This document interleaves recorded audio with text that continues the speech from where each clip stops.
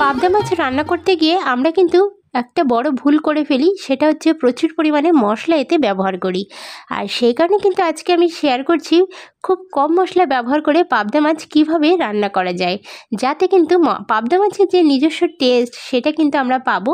আর সাথে সাথে কিন্তু পাবদা মাছ ভাজার একটা দুর্দান্ত পদ্ধতি আজকে আমি তোমাদের সাথে শেয়ার করছি, যেটাতে কিন্তু পাবদা মাছ থাকবে একদম টান টান এবং ভাজার সময় কুঁকড়ে যাবে না।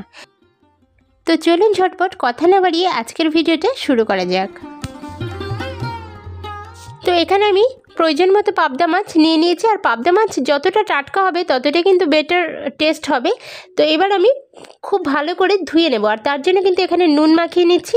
নুন দিয়ে হাত দিয়ে পাবদা মাছের গায়ের মধ্যে যে লালা ভাবটা থাকে সেটাকে একটু তুলে দিচ্ছি, তাতে করে খুব ভালো করে কিন্তু পরিষ্কার করা সম্ভব হবে। এবার আমি পরিষ্কার জল দিয়ে কিন্তু মাছটাকে ধুয়ে নিচ্ছি। তো দেখুন কত সুন্দরভাবে মাছটা পরিষ্কার হয়ে গেছে। এবার আমি মাছটাকে ম্যারিনেট করে নেব। ম্যারিনেট করার জন্য প্রথমেই কিন্তু আমি এখানে নুনের ব্যবহার করব। তো সামান্য পরিমাণ নুন আমি অ্যাড করছি, দিয়ে দিচ্ছি পরিমাণ মতো হলুদের গুঁড়ো, আর দিয়ে দিচ্ছি সামান্য পরিমাণ কাশ্মীরি লাল লঙ্কার গুঁড়ো। কাশ্মীরি লাল লঙ্কার গুঁড়োটা দেওয়ার ফলে মাছের কিন্তু কালারটা খুব সুন্দর আসবে। দিয়ে দেব সামান্য পরিমাণ বেসন, এখানে হাফ চামচের থেকে সামান্য একটু বেশি বেসন আছে। বেসনটা দিয়ে আমি ম্যারিনেটটা করব। এই বেসনটা দেওয়ার একটা বেনিফিট হচ্ছে মাছটা যখন তেলের ওপর দেবেন মাছটা কিন্তু একদমই কুঁকড়ে যাবে না, মাছটা কিন্তু সম্পূর্ণ টান টান থাকবে এবং খুব সুন্দরভাবে কিন্তু মাছটা ফ্রাই হয়ে যাবে। সমস্ত উপকরণগুলোকে মাছের গায়ে কিন্তু খুব সুন্দরভাবে মাখিয়ে নিতে হবে।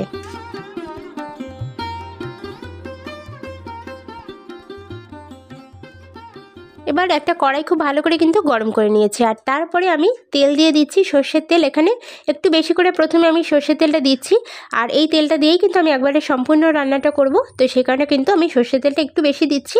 আর বেশি তেল দিয়ে যদি মাছ ভাজা হয় সেক্ষেত্রে কিন্তু মাছের টেস্টটা খুব ভালো আসে। তো সেই কারণে তেলটা একটু বেশি করে দিচ্ছি, তবে আপনারা কিন্তু আপনাদের প্রয়োজন মতো তেল দিতে পারেন। এখানে একটা এক্সট্রা ইনফরমেশন আমি জানিয়ে দিই, আমরা যারা পুরনো রাঁধুনি বা আমরা যারা পুরনো রান্না করতে অভ্যস্ত তারা কিন্তু জানি যে কড়াই এবং তেল খুব ভালো করে গরম হওয়ার পরে যদি মাছটা দেওয়া হয় সেই মাছটা কিন্তু ভাঙে না। কিন্তু যারা নতুন রান্না করতে যায় তাদের ক্ষেত্রে কিন্তু এই জিনিসটা অবগত থাকে না অনেকেরই। তো তাদের উদ্দেশ্যে আমি বলে দিই, প্রথমে কিন্তু কড়াইটা খুব ভালো করে গরম করে নেবেন, আর তারপরে যে তেলটা দিচ্ছেন সেটাও খুব ভালো করে গরম করে নেবেন। নেওয়ার পরে যদি আপনি মাছটা কড়াইতে দেন সেক্ষেত্রে কিন্তু মাছটা একদমই ভাঙে না, এবং যেমন মাছ আপনি দেবেন সেরকম মাছই কিন্তু ভাজা হবে। তো যাই হোক, চলুন এবার আমরা মাছটাকে ভেজে নিই। তো মাছের একটা পিঠ ভাজা হয়ে গেলে আমরা অন্য পিঠটাও ভেজে নেব। আর খুব বেশি কড়া করে কিন্তু পাবদা মাছ ভাজা উচিত নয়, তাতে করে মাছের টেস্টটা কিন্তু খারাপ হয়ে যায়। যদি টাটকা মাছ হয় তো জাস্ট এপিট ওপিট করে ভেজে নিলেই হবে, খুব বেশি কড়া করে কিন্তু ভাজার প্রয়োজন হয় না।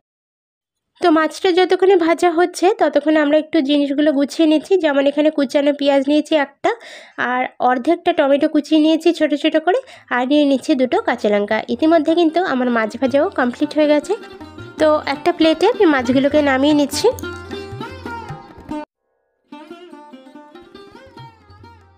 কড়াইতে যে তেলটা অবশিষ্ট ছিল সেখানে আর কোনো রকম তেল কিন্তু আমি অ্যাড করছি না, তবে আপনাদের যদি মনে হয় যে তেল দেওয়ার প্রয়োজন আছে সামান্য একটু তেল অ্যাড করে দিতে পারেন। দিয়ে দিচ্ছি গোটা জিরে ফোড়ন, গোটা সাদা জিরে আমি ফোড়নে দিয়ে দিচ্ছি দুটো শুকনো লঙ্কা আমি দানা ছাড়িয়ে দিয়ে দিচ্ছি। শুকনো লঙ্কার দানা ছাড়িয়ে দিলে কিন্তু সেটা আমাদের হেলথের জন্য খুব উপকারী হয়। এবার আমি ভালো করে একটুখানি শুকনো লঙ্কাটাকে তেলের উপর একটু হালকা ফ্রাই হতে টাইম দেব। তারপরে আমি কুচানো যে পেঁয়াজ আমি দেখিয়ে দিয়েছিলাম, একটা গোটা পেঁয়াজকে আমি কুচিয়ে রেখেছিলাম, খুবই ছোট ছোট করে কুচিয়েছিলাম, সেই কুচানো পেঁয়াজটাকে কিন্তু দিয়ে দিতে হবে। পেঁয়াজটাকে একটু লাল লাল করে আমরা ভেজে নেব। তো পেঁয়াজটা যখন হালকা ব্রাউন কালার ধরে নিয়েছে তখন আমরা এতে কুচানো টমেটোটাকেও দিয়ে দেব। তো টমেটোটাকে একটুখানি নরম হওয়া পর্যন্ত অপেক্ষা করতে হবে। আর এই সময় কিন্তু গ্যাসের ফ্লেমটাকে আমি একদমই মিডিয়াম টু লোতে রেখেছি। খুব বেশি হাইতে রাখলে কিন্তু মশলাগুলো পুড়ে যাওয়ার সম্ভাবনা থাকে। তো সেই কারণে এই সময় কিন্তু আমি গ্যাসের ফ্লেমটাকে লো টু মিডিয়াম ফ্লেমে রেখেই রান্নাটা করতে থাকবো।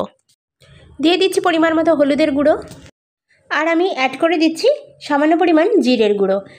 গুঁড়ো বলতে হলুদ আর জিরের গুঁড়োটাই আমি এখানে ব্যবহার করছি, আদার্স কোনো রকম গুঁড়ো মশলা কিন্তু আমরা এখানে ব্যবহার করব না।